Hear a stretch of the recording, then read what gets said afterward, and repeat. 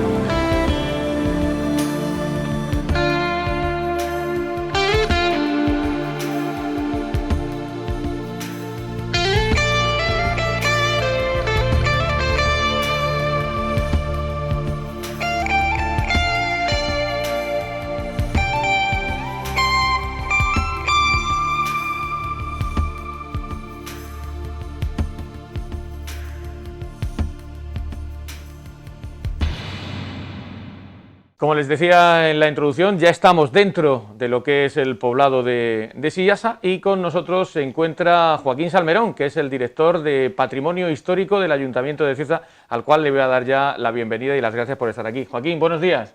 Buenos días, encantado de estar con vosotros. Bueno, supongo que estar aquí es importante sobre todo porque el poblado de Sillasa es una de las historias más importantes que pueda tener relacionados con Cieza, ¿no? Y este poblado es un poco como la historia viva de lo que fue el inicio y la fundación de la actualidad de Cieza, ¿no? Sí, tan evidente es que Sillasa, en árabe vulgar, no se pronuncia Sillasa, que es en árabe culto, sino que se pronuncia Siesa, y es evidente el parecido fonético entre la Siesa musulmana, la Siesa cristiana, que empezamos a ver en documentos escritos desde 1243 y que se convertirá a partir del siglo XVI en la ciudad actual que se llama Cieza.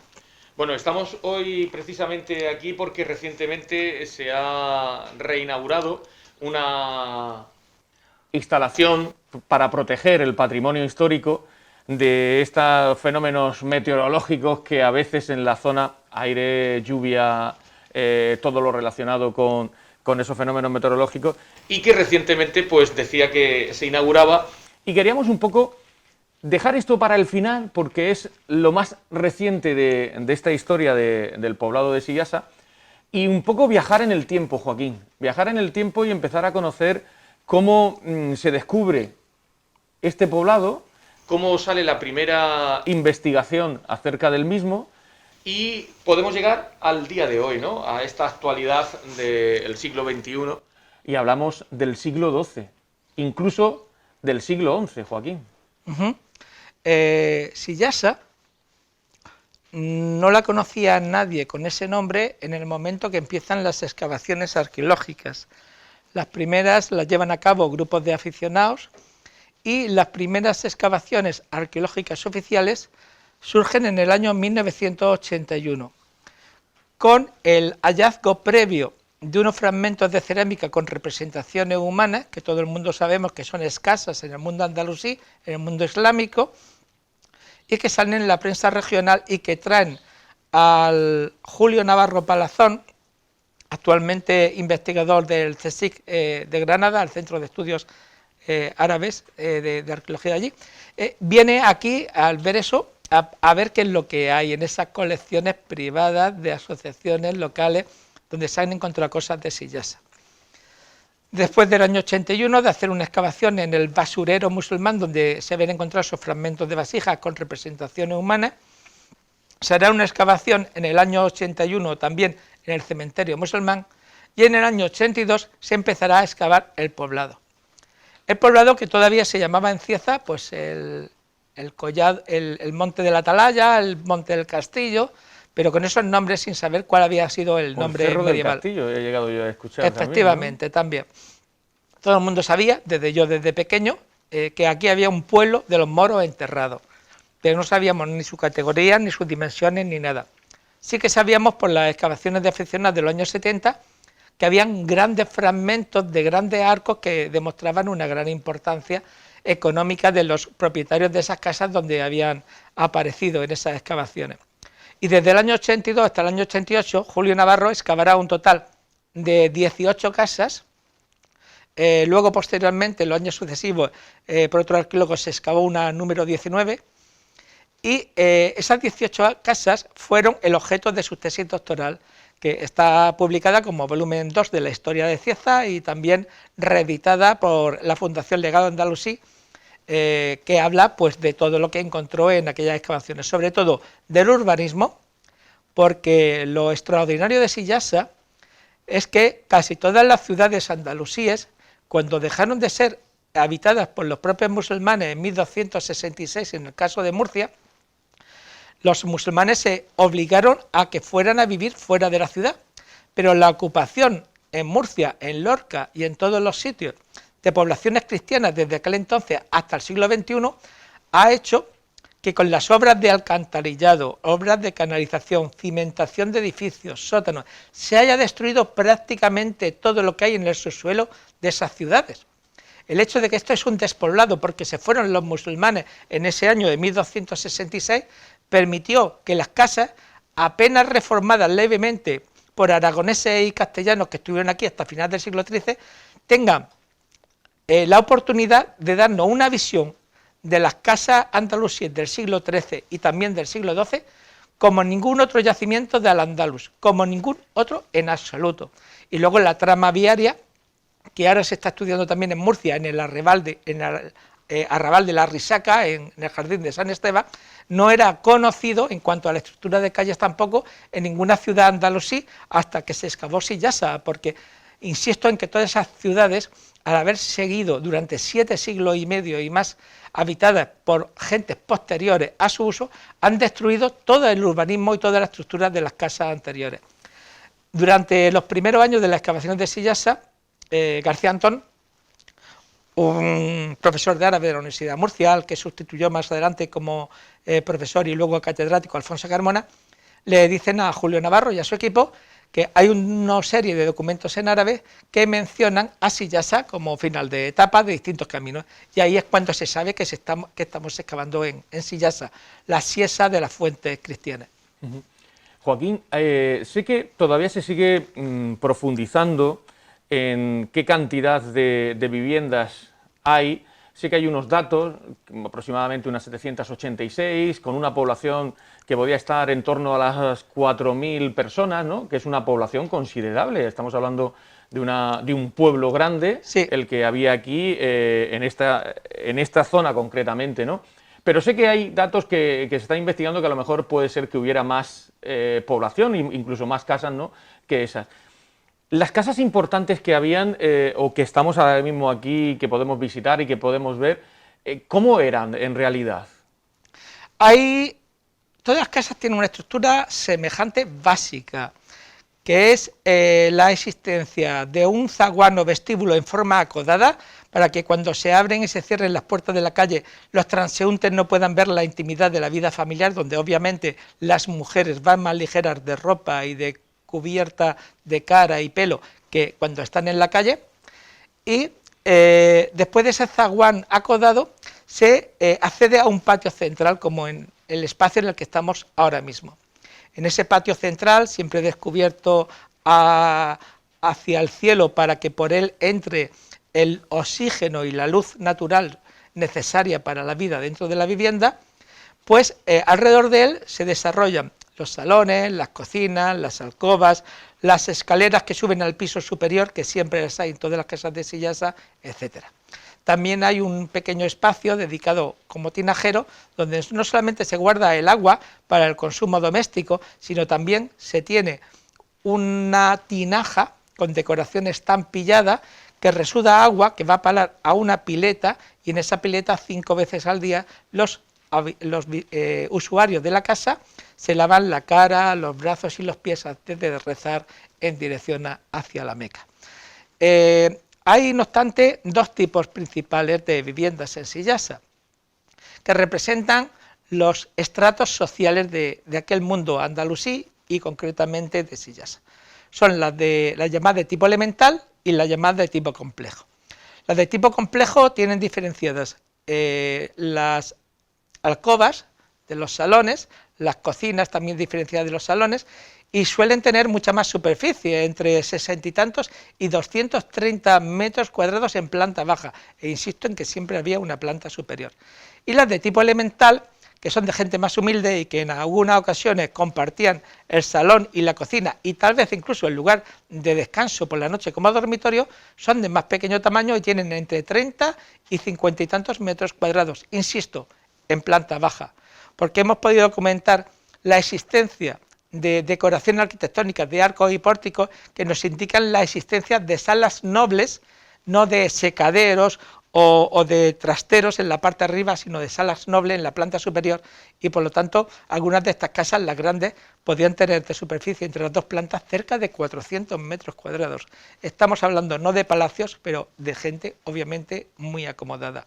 Eso explica que de 19 casas excavadas de Sillasa se han encontrado fragmentos de 200 arcos y pórticos, algunos de 4 metros, 20 centímetros de altura, y de los que Fibranet ha hecho más de un reportaje en el interior del museo y que han podido ver lo que era el esplendor del mundo musulmán de Sillasa antes de que las lluvias que han destruido casi todo lo que podemos ver de los relucidos originales y también del alzado de los muros, pues destruyeran todo lo que no ha salvado, no se ha podido salvar antes de que se hiciera esta cubierta que protegiera de la lluvia y de buena parte del resto de elementos climatológicos, pues estos restos que ahora mismo estamos visitando. Joaquín, cuando hablamos del poblado de Sillasa, hablamos de sitio estratégico. Pensamos que, fíjate, cómo los musulmanes, en lo más alto de la zona donde iban a instalarse o a formar sus viviendas, ¿no?, como en este caso, estaban para controlar. Desde aquí se controla perfectamente toda la comarca, ¿no? Es una visión muy acertada, ¿no?, por parte de ellos, y supongo que sería también principalmente por protegerse, ¿no? Sin duda ninguna, se protegían de dos cosas. En primer lugar, de los enemigos cristianos o musulmanes que tenían, porque las guerras entre musulmanes eran tan frecuentes como entre musulmanes y cristianos, ¿no? Y en ese sentido, pues este lugar permitía ver a un posible ejército invasor desde una gran distancia. Desde el lugar que estamos, y todavía mucho mejor desde un lugar más alto como el que ocupa el castillo de Sillasa, se puede ver el castillo de Blanca, el castillo de Ricote, se puede ver el puerto de la Mala Mujer, que era el que comunicaba la actual provincia de Murcia con la antigua provincia la actual provincia de Albacete, y se puede ver Termino de Jumilla, de Fortuna, en fin, desde aquí y más arriba desde el castillo se puede ver una enorme cantidad de territorio y también controlar la vida económica que aquí transcurre, provocada no solamente por la explotación agrícola de todas las huertas creadas por los musulmanes y que ya antiguamente fueron creadas por los romanos en época anterior, en las orillas del río Segura, sino también las regadas por las abundantes e importantes fuentes que había en la Sierra de Ascoy, y también una cosa mucho más importante incluso, el control económico del comercio que circulaba por aquí. Cieza Sillasa se encuentra situada en un cruce de caminos que a lo largo del río Segura, por vías caravaneras, era recorrido en la antigüedad medieval, también por la antigua vía romana que desde Cartagena iba hasta Chinchilla y luego más adelante hasta la Alcalá de Henares, y que pasaba por Cieza, y que sabemos que era utilizada en el siglo XII por textos escritos en árabe de aquel entonces, y también la vía natural que comunica a través de Cieza con el Levante y con Andalucía.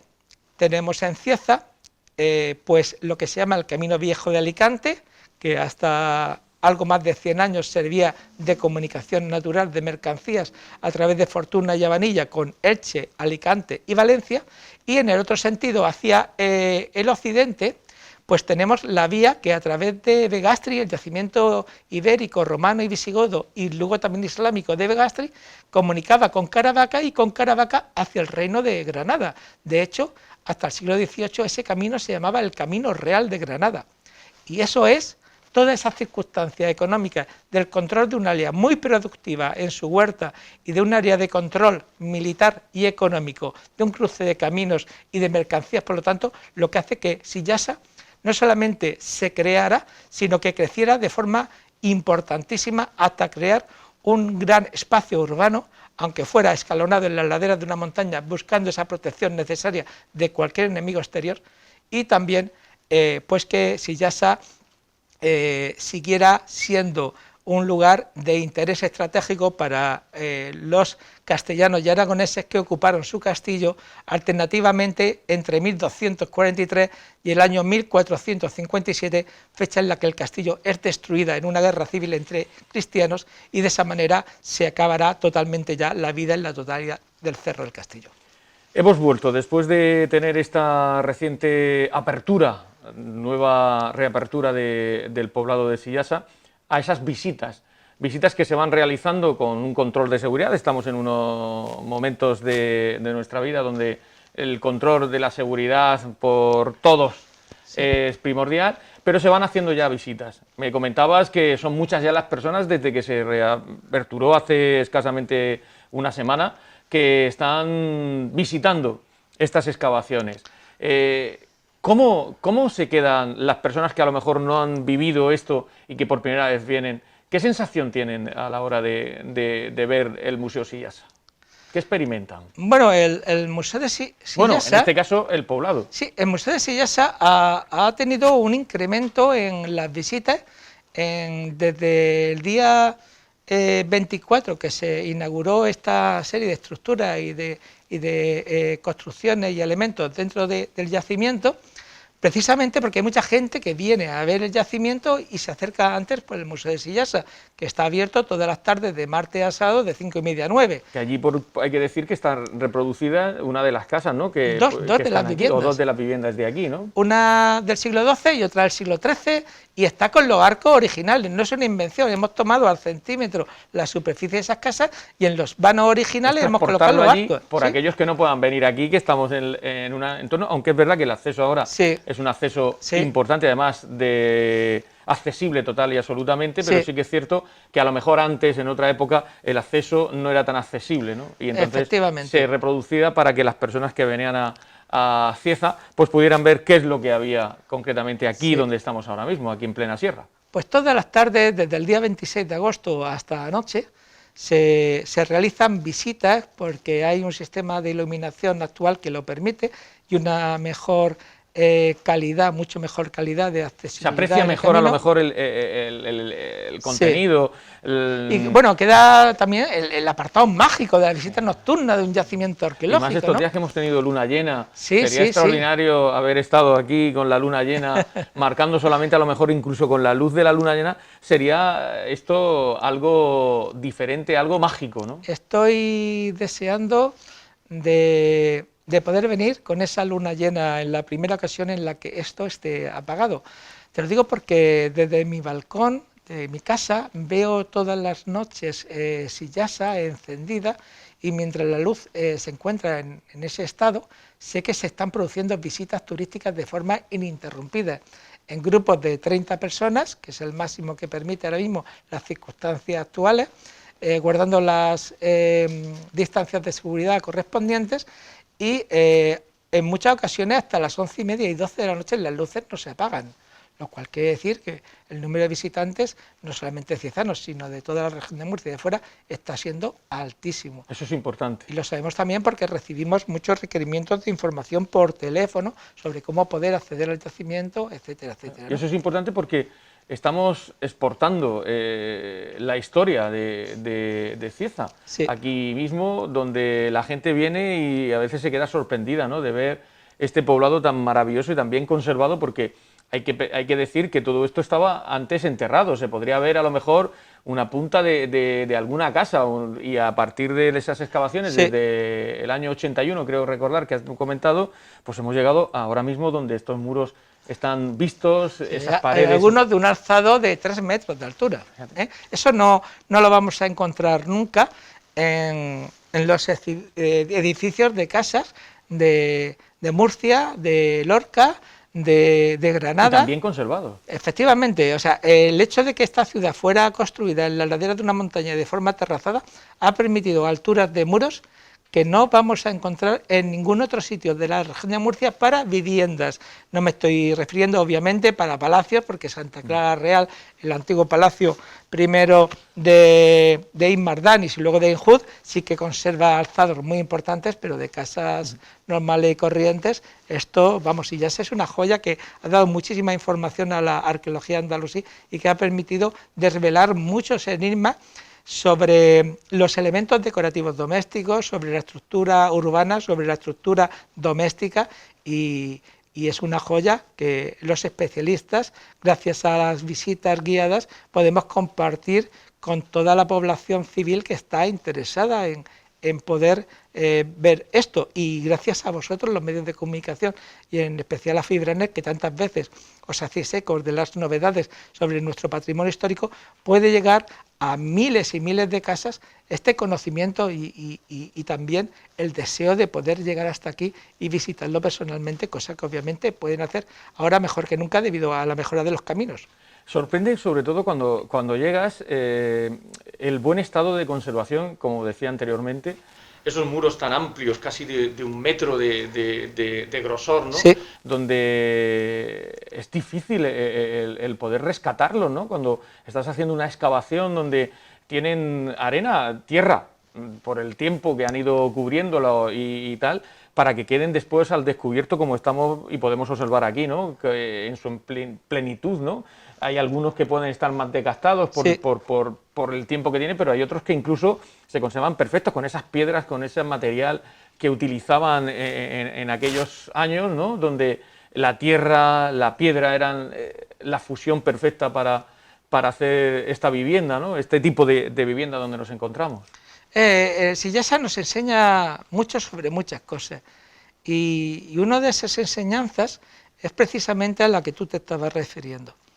Los muros en la parte inferior casi siempre están construidos en mampostería de piedra y de yeso, debido a que la piedra es de la propia montaña y que el yeso está extraído de los yacimientos geológicos de yeso que rodean totalmente el Cerro del Castillo. Estamos hablando de que no hacía falta un transporte a larga distancia para poder construir estos muros. El alzado de los muros era de tapial de tierra, que después de hacerse con cajones de madera, se enlucía con yeso y luego se encalaba periódicamente, lo cual, si era la propia tierra también del monte, evitaba el enorme esfuerzo energético de traslado de otros sitios aquí para la construcción. Y luego el que los muros fueran en buena parte de tierra permitía que hubiera un microclima interior de las viviendas que hacía agradable casi todo el año la estancia dentro de ellos, tanto en el invierno, porque eran como si fueran casas enterradas, puesto que las paredes eran de tierra, como en el verano, porque también se mantenía, por la orientación de las casas y por la propia composición de las paredes, un microclima interior que hacía más agradables que las viviendas actuales del siglo XX, siglo XXI, que están construidos con unos materiales que acumulan el frío o el calor, y si no fuera por la calefacción o el aire acondicionado, serían mucho más difíciles de disfrutar dentro de esas viviendas, ¿no?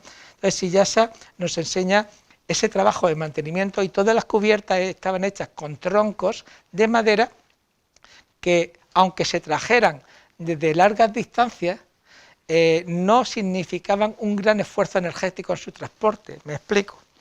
Sabemos por el geógrafo musulmán Artugri que en el año 1154, como luego siguió ocurriendo en los siglos posteriores, desde el Alto Segura los troncos de madera bajaban por el río desde allí hasta aquí. El esfuerzo energético hecho por las personas o por los animales que tienen esas personas para trasladar a estos troncos de madera para las cubiertas y para todas las puertas y lo que necesitaban era solamente desde el río hasta aquí, no era desde 150 kilómetros de distancia, lo cual quiere decir que era una arquitectura que hoy en día llamaríamos biosostenible, ¿no? Y energéticamente óptima, porque utilizaba medios locales y un mínimo esfuerzo energético en todo ese proceso de construcción y de mantenimiento de estas viviendas. Es decir, que la verdad es que es una fuente de conocimiento casi inagotable el que estamos ahora mismo pisando.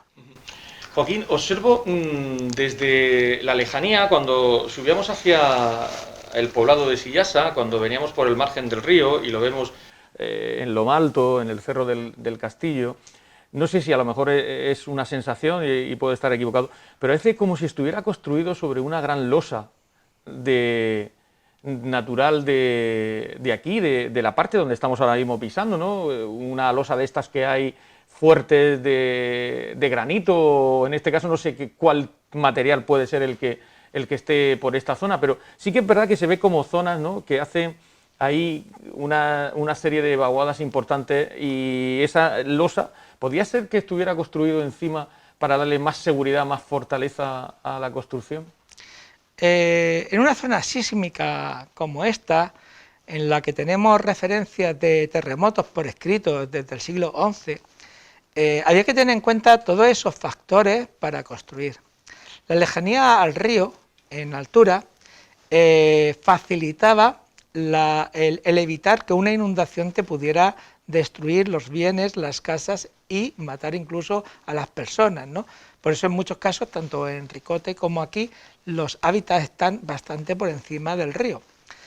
Y luego también, en el otro sentido, es que el plegamiento alpino hizo que todos los depósitos que en la región de Murcia se habían ido desarrollando sobre tierra o en el fondo del mar durante millones de años, durante la era secundaria, pues que se emergieran del fondo del mar hace unos 5 o 6 millones de años y se creara todo el paisaje que ahora mismo vemos.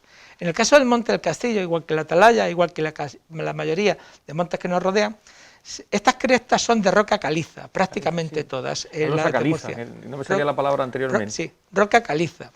Esa roca caliza, en ocasiones, como está plegada y no está en su posición horizontal de depósito del fondo del mar cuando se creó hace millones de años, sino que está levantada de forma más o menos vertical, como es la Atalaya, como es el Castillo, etcétera, pues resulta que en ocasiones tiene una cimentación natural bastante profunda, pero en otras muchas ocasiones el vuelco que ha llegado a dar todo ese movimiento geológico está sobre tierras blandas, como las láguenas, como las arcillas, como todo este tipo de materiales, y si visitamos algunos lugares del borde del Monte Castillo, nos encontramos con que por debajo de la roca caliza hay rocas blandas. Es decir, que ahí ellos prácticamente no construyeron, y donde construyeron fue sobre la roca firme, y de hecho en muchas casas la roca aparece en los pavimentos, formando parte de las propias casas, a veces de los dormitorios, generalmente de las alcobas, etcétera, etcétera, y buscando ese lugar de firmeza donde los movimientos tectónicos, aunque sean duros y fuertes y lleguen a hacer grandes daños, como tenemos documentado en la zona, pero puedan resistirlo. No eran tan frágiles esas casas como sobre unos terrenos margosos y arcillosos, donde evidentemente pues las fuerzas tectónicas pueden hacer más daño, ¿no? Bueno, Joaquín, pues si te parece, lo vamos a dejar aquí, el momento este que hemos estado hablando contigo, donde hemos estado comentando muchas cosas relacionadas con la historia del poblado de Sillasa, y nos vamos a ir a la casa número 6, porque en la casa número 6 tenemos allí a María José, que también ella es una pieza importante en este descubrimiento, ella es arqueóloga, y está desde el principio aquí también con esta investigación, y que al final pues descubrir y ver a la luz, sacar a la luz este poblado maravilloso. Muy bien, me parece perfecto. María José además conmigo ha dirigido varios proyectos de investigación arqueológica en Cieza, y en Sillasa en los últimos años ha sido nuestra arqueóloga de campo la que estaba siempre aquí pendiente de todas las obras, incluida esta, porque ha tenido la supervisión arqueológica junto conmigo, pero ella ha sido la que más ha estado aquí. Yo creo recordar que en uno de nuestros programas de estudio, allá por hace ya muchísimos años, quiero recordar ahora después, a ver si me acuerdo de la fecha, hicimos un programa relacionado con las primeras excavaciones, o por lo menos ese movimiento que empezó a haber más próximo a lo que es el tema de Sillasa, ¿no? Y recuerdo que tuve el placer de hablar con María José porque tenía una asociación precisamente Asociación Cultural Medina Sillasa, que creo ella que es la presidenta de la Asociación Voluntarios de Sillasa. De Sillasa.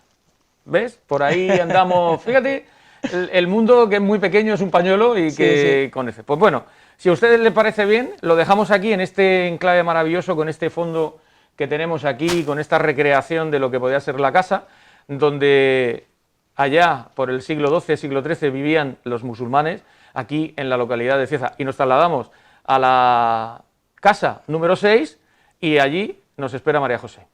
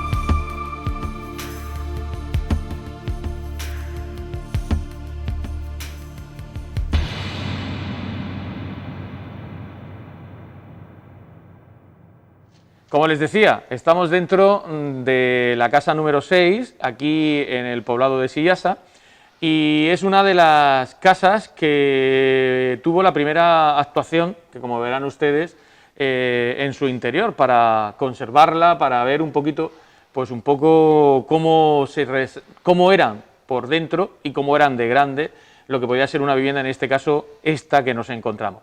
Y con nosotros se encuentra María José Morcillo, que es arqueóloga y además es presidenta de la Asociación de Voluntarios de Sillasa, que le voy a dar ya la bienvenida. Muy buenas, María José, ¿qué tal? ¿Cómo estamos? Buenos días, muy bien.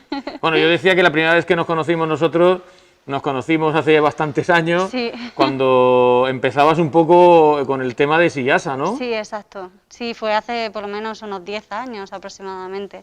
Sí, yo estoy desde que inicié la carrera, con 18 años empecé a colaborar aquí en las excavaciones de Sillasa, junto con Joaquín Salmerón.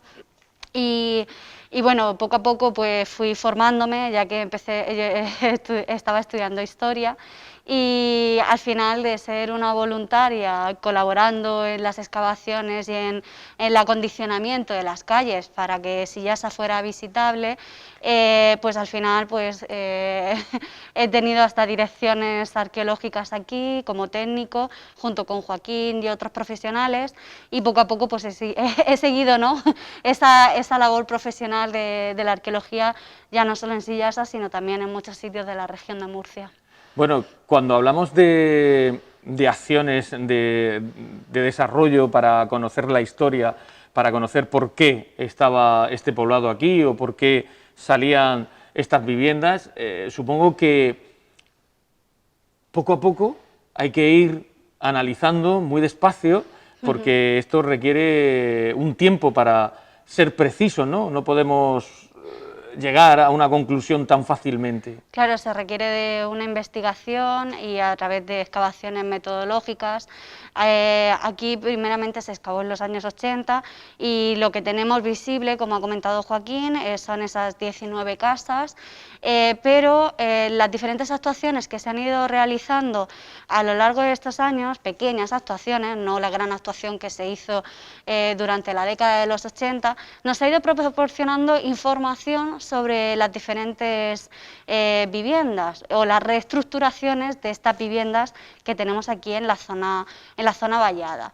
De hecho, mi trabajo aquí en Sillasa, en las últimas actuaciones que se han hecho, ha consistido en la supervisión y en la excavación de esos pilares que hemos visto en las cubiertas, y esa excavación nos ha proporcionado información de siglos anteriores, es decir, ahora mismo lo que estamos viendo, lo visible, es lo del siglo XIII, cuando se despuebla, cuando se produce ese despoblamiento, ¿no?, de Sillasa, pero esas excavaciones nos han permitido poder acceder a diferentes fases del siglo XI, ya que lo que vemos, como digo, es lo del siglo XIII. Claro, que es lo último, ¿no? Sí. Siempre queda lo último, ¿no? Y en este caso, cuando se descubre por primera vez, lo que se había descubierto era perteneciente al último siglo, momento de siglo XIII, ocupación. que es cuando ya empiezan a despoblarse en 1266 aproximadamente. Exactamente. A partir de ahí, ahora lo que ha hecho esta última actuación es un poco como enseñar también que en el siglo XI también había una actividad. Claro, de hecho vemos las diferentes reestructuraciones de las viviendas. Las viviendas en su origen no sabemos exactamente cómo eran, si eran más grandes o más pequeñas. Lo que sí hemos podido descubrir es que debajo de esos estratos arqueológicos que tenemos por debajo de los muros actuales, nos están proporcionando información sobre el siglo XI y XII. De hecho, tenemos niveles de pavimento actuales, que son los que estamos pisando ahora mismo, aquí por ejemplo en la casa 6, pero hemos encontrado niveles de pavimento de épocas anteriores. O sea que hay que pensar que efectivamente ahora mismo esto sí que estamos pisando el pavimento auténtico, original. Porque el otro nos comentabas que estaba protegido, ¿no? Que era un poco como se protegió para que no se dañase a la hora de visitarlo, ¿no? Sí, la actuación que yo he tenido en codirección con Joaquín Salmerón ha sido sobre todo la supervisión de las cubiertas, de la protección ante las inclemencias climáticas, es decir, la lluvia, sobre todo las fuertes temperaturas que tenemos o los cambios de temperatura bruscos que tenemos, la erosión por el viento, exactamente. Mi trabajo junto con Joaquín ha consistido en eso. Entonces, esta actuación, por así decirlo, se ha hecho la cubierta, pero no ha contemplado, ¿no?, como tú dices, esa puesta en valor quizá de esos pavimentos, y ahora mismo lo que se ha hecho ha sido protegerlos con una capa de arena. Si se quita esa capa de arena, mañana tendremos debajo esos pavimentos originales construidos de yeso y de cal en todas las estancias y en todas las casas que se han cubierto y se inauguraron la semana pasada. ¿Por qué se recrea esta casa? ¿Qué significado tiene? ¿Es la primera que se descubre? ¿Es el primer hallazgo? ¿Por qué se decide hacer esta casa, esta recreación que tenemos aquí que podemos ver? Esta casa, además de tener una reproducción exacta en el museo, es una de las más de las más importantes, por así decirlo, tanto en dimensiones como en hallazgos. Entonces, por eso se decidió que esta casa, que era la que se visitaba desde el principio, ya que el resto del yacimiento no tenía esa comodidad, ¿no?, para poder visitarlo, aunque sí que se hacían algunas visitas, pero no tenía esa comodidad tal y como tiene esta, ¿no?, el acceso de poder acceder más fácilmente. Entonces se decidió primeramente a actuar en esta vivienda, primero en los años 90 con estas restauraciones, ¿no?, para proteger los muros originales, que los tenemos debajo, y luego entre 2013 y 2014 hubo una segunda fase de puesta en valor con esta reconstrucción volumétrica, que es lo que vemos, estas placas que lo que hacen es reconstruir la casa y a la misma vez la está protegiendo de esas inclemencias climáticas como la lluvia. Y hablamos de recreaciones, ¿no?, también de reconstruir lo que son los árticos, ¿no?, los arcos, perdón, de entrada, sí, hacia los lugares, ¿no? Ahora mismo nos encontraríamos en la zona de un patio interior, ¿no? Sí, justo. El patio es el eje central de la vivienda, como ha comentado Joaquín, y este último proyecto que se ha estado ejecutando también tenía una fase de puesta en valor. ¿Cómo? Pues a través de la colocación, ¿no?, de ornamentos originales de las casas para poder entender mejor el acceso a las diferentes estancias, como el arco que podemos ver aquí. También se han hecho reproducciones de cerámica, como en la zona de los tinajeros o en la cocina, con esas cazuelas, esas ollas o esas marmitas, también pues con esas grandes tinajas de almacenamiento de agua, ya que estamos lejos de la zona del río, ¿no? Entonces lo que se ha hecho ha sido hacer como una especie de recreación para que el visitante pueda identificar la función de esa estancia, por ejemplo, como las alcobas, ya que tienen algunos colchones, y también pues que fuera un poquito más visible, ¿no?, para ese visitante. La verdad es que supongo que es un trabajo de chinos, decían, ¿no? Y este trabajo tiene que ser así porque cuando empezáis a excavar vais tan despacio, bueno, yo creo que más que despacio, ¿no? Con esa brocha y con esas situaciones que a veces tenéis que llevar mucho cuidado porque en cualquier momento también puede aparecer una vasija o puede aparecer cualquier cosa de elemento que daba aquí o que se encontraban en esta estancia, ¿no? Hay que dejar claro una cosa, la arqueología es una ciencia destructiva. Entonces nosotros tenemos que destruir un poco para poder reconstruir. No reconstruir, sino para poder rehacer la historia de lo que se está excavando en ese caso. Entonces nosotros tenemos un mito muy extraño con la arqueología, y es que al menos en este tipo de yacimientos, como es Sillasta, que es de época musulmán, o como son los yacimientos romanos, diferentes a los de la prehistoria, Nosotros no usamos mucho la brocha. Vosotros vais pico y pala, la ¿no? brocha es ya cuando tenemos definidos los muros. Nosotros, sobre todo, es con los picos, ¿vale?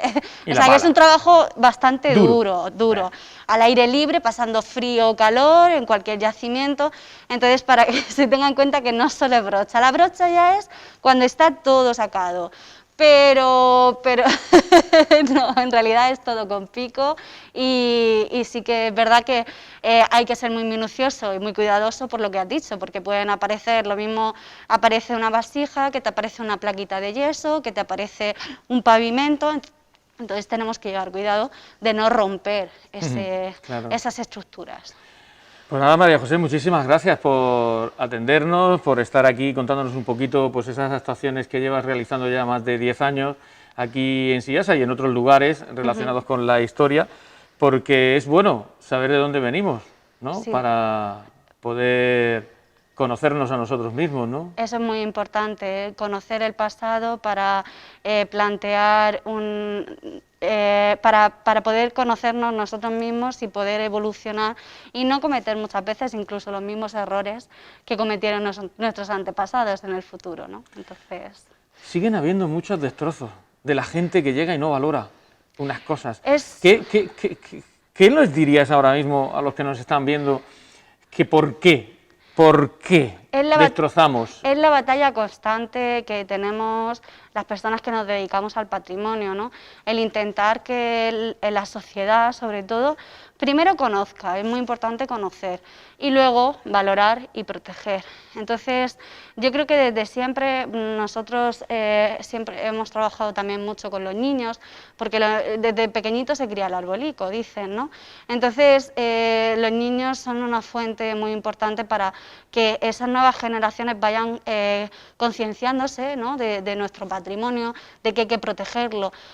La mayoría de la sociedad tiene muy arraigado esa conciencia de proteger el patrimonio, pero siempre hay un sector que lo menosprecia. Entonces, pues esa siempre es nuestra lucha constante. Es muy importante que protejamos el patrimonio para nuestras generaciones futuras. Si nosotros no hacemos nada por protegerlo, al final lo único que les va a quedar a las generaciones futuras van a ser ordenadores, móviles y todo objetos de tecnología actual. Entonces más vale que conozcan un poquito, ¿no? Esa evolución histórica y cómo hemos ido evolucionando el ser humano a lo largo de los siglos. La evolución del mundo, ¿no? Que es lo más importante. También. Gracias, María José, por estar aquí esta mañana ilustrándonos y sobre todo poniendo tus conocimientos aquí a nuestros pies para que nuestros espectadores conozcan un poquito más de la historia, en este caso del poblado de Sillasa, aquí en la localidad de Cieza. Pues ya saben ustedes, nosotros continuamos recorriendo nuestra región, haciendo pues estos reportajes tan importantes como hoy, que nos veníamos al municipio de Cieza para enseñarles este poblado, que ya saben ustedes que pueden visitar. Pueden llamar al Museo de Sillasa y allí les darán toda la información si están interesados en venir y conocer de primera mano y más de cerca pues este poblado de Sillasa, que en 1266 empezó a despoblarse y ya por el 1280 y tantos ya empezaron las poblaciones en lo que es ahora mismo, que conocemos todos como la ciudad de Cieza. Aquí lo dejamos, como siempre, en Fibranet Televisión les esperamos. Hasta luego.